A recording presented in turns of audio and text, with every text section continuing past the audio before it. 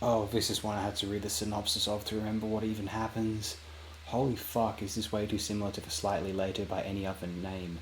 Too many episodes feature the crew getting possessed by non-corporeal aliens. It is cheap, both budgetarily and creatively. It reeks of cynicism and is a spit in the face to the potential imagination of this audacious series.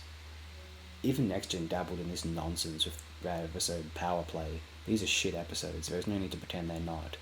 Except that people do for some odd reason. Michelle Erica Green of Trek Today. Should someone of that name be writing for Trek Today? Do they know the abject isolation which entails becoming a Trek fan? If there's people that you mock and ridicule are sad and pathetic whilst you yourself are a Star Trek fan, you aren't really a Star Trek fan if you're enjoying your place in an imaginary hierarchy. Writes that the story is an entertaining and engaging episode. Is it entertaining? Define entertaining. Passing a certain standard of adequacy and identifiably dramatic tropes, really? About power, loyalty, and the struggle between physical and mental pleasures. And because there's an alien in his body, Spock spends a lot of time smiling. Of the characterizations, she adds, Nimoy appears to be having a wonderful time playing a relaxed, calculating villain, and Shatner portrays Sargon. Oh boy, Sargon? Oh, fuck off. In an amplified, booming, benevolent voice that makes a nifty contrast to his would-be Kennedy-esque speechifying, expounding on the values that send humans to the stars. Green observes the skepticism of godlike beings runs very deep on this series, and the AV Club's Zach Handlin, says on the same theme, we're dealing with another race of god beings, but for once, they aren't here to torment Kirk and the rest. This time they actually need help, and it's not because they're bored. Like Green, he enjoys the acting. Nemo gets a chance to ham it up here, and he really pays off. He has a half smirk on his face most of the time, and he makes a great contrast to the somewhat overplayed nobility of Sargon and Thalassa and their love. He gives the episode a B+. Nimoy is good. Nimoy is always good. This is well known.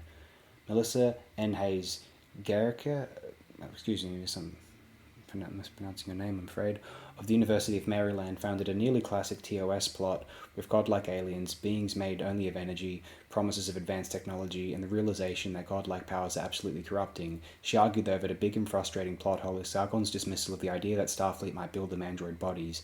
After all, the Enterprise recently discovered a world populated by advanced androids, Mud.